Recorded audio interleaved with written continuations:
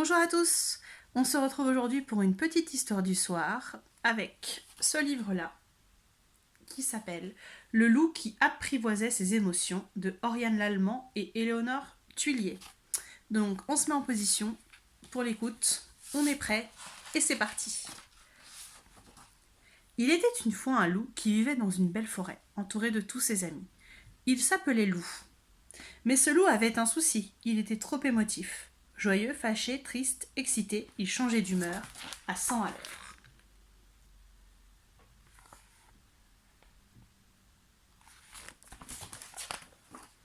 Ainsi, quand Loup était d'humeur joyeuse, il sifflotait, le cœur léger, faisait des blagues, parlait aux arbres.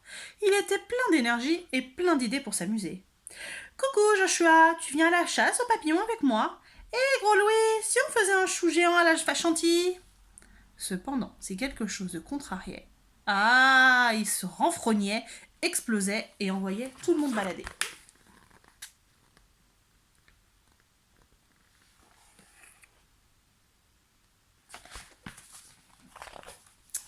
Tu dois apprendre à te calmer, Loup, lui dit un jour Maître Hibou, excédé. Tu nous donnes le tournis. Apprendre à me calmer ? Mais pourquoi ? Demanda Loup. Pour être plus serein, expliqua Valentin.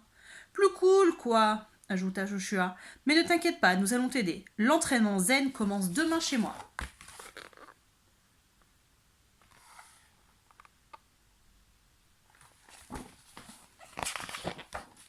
Le lendemain, Loup se rendit chez son ami. Pour contrôler ses émotions, le yoga, c'est parfait, déclara Joshua.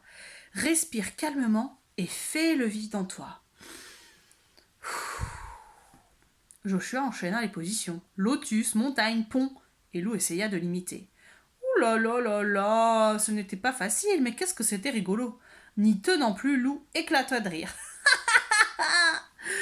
On dirait que le yoga ne fonctionne pas chez toi, soupira Joshua.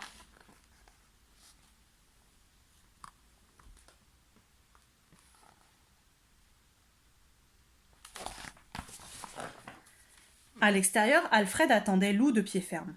Rien de tel que le sport pour se défouler, dit-il. Je t'ai préparé un parcours spécial Loup excité. Prêt ? Et il fila comme une fusée. Derrière lui, Loup courait, sautait, rampait. Alfred s'arrêta au pied d'un arbre immense. On se retrouve en haut, cria-t-il en disparaissant dans les feuillages.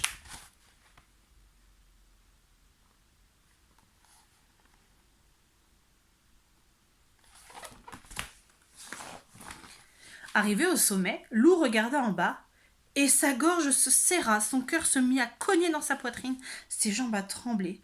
« Alfred, j'ai peur !» paniqua-t-il. « Je vais tomber !»« Calme-toi, Loup, je suis avec toi, on va redescendre, ensemble, doucement. » Loup prit une grande inspiration, et tout tremblant, il redescendit. « Tu as vaincu ta peur, tu peux être fier de toi !» le félicita Alfred. Loup sourit. Ah ça oui, il était très fier de lui.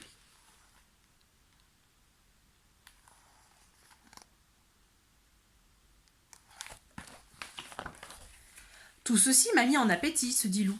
Cela tombe bien, Gros Louis m'attend chez lui. Les pattes pleines de farine, Gros Louis était avec Louve dans la cuisine. Ils ont l'air de bien s'amuser tous les deux, pensa Loup, jaloux. Salut Loup, fit Gros Louis. Aujourd'hui on prépare des macarons. Pour réussir ces gâteaux délicats, il faut suivre la recette pas à pas et être très patient. C'est un bon exercice pour toi, n'est-ce pas ? À ces mots, Louve éclata de rire.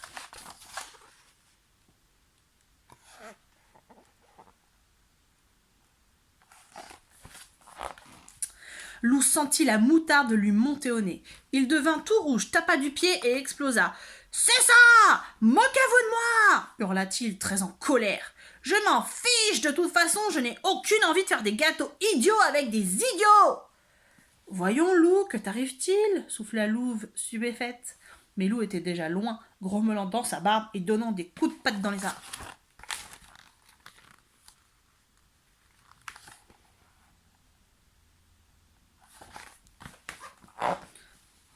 Peu à peu, Loup ralentit son allure, pour finir par se traîner comme un escargot, le cœur gros.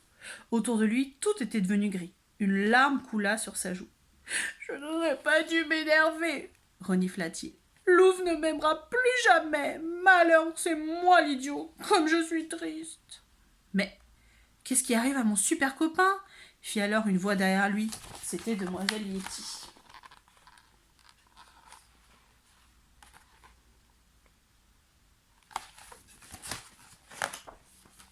En pleurant à chaudes larmes, Lou raconta à son amie ce qui s'était passé. Elle lui fit un gros câlin, puis elle dit « Ce qui est fait est fait. Maintenant, il faut réparer ta bêtise. Va voir Louve et Gros Louis et excuse-toi. Tu te sentiras beaucoup mieux après. » « Et si Louve ne veut pas me pardonner ?» fit Lou, inquiet. « Qui ne tente rien n'a rien, » répondit demoiselle Yeti. « Allez, file !»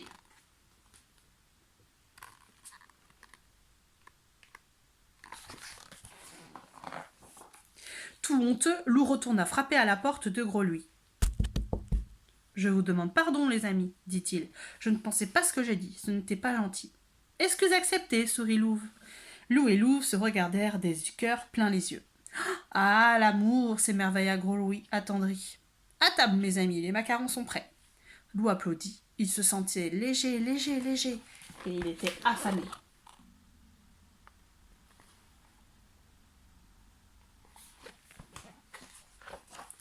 Le lendemain, Lou avait rendez-vous avec Valentin. Quelle activité son ami lui avait-il donc préparée ? En arrivant dans la clairière, Lou s'arrêta émerveillé. Devant lui se dressait une cabane magnifique. « Je l'ai construite hier, » expliqua Valentin. « Maintenant, c'est à toi d'imaginer ta cabane. Un Vendée, tu verras, cela fait un bien fou. »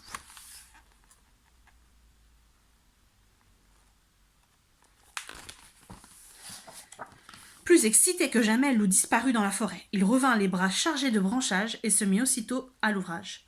Peu à peu, une drôle de cabane sortit de terre. « Il ne me reste plus que la porte, et c'est terminé, » annonça Lou en fin de matinée.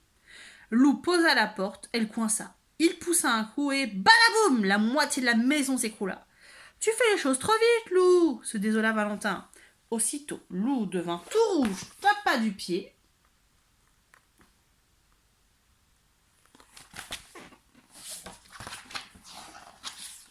Et il prit une grande inspiration. Fit 2 positions de yoga, puis calmement se remit au travail. Quand il eut terminé, Lou se frotta les pattes satisfait. « Youhou, les amis, j'ai fini !» appela-t-il. « Waouh !» s'exclama Valentin. « Ta cabane est incroyable !»« Et tu l'as terminée sans t'énerver » ajouta Maître Hibou. « Bravo, Lou !»« Pour fêter ça, je vous invite tous à goûter à l'intérieur, » sourit Lou. « À vous l'honneur !»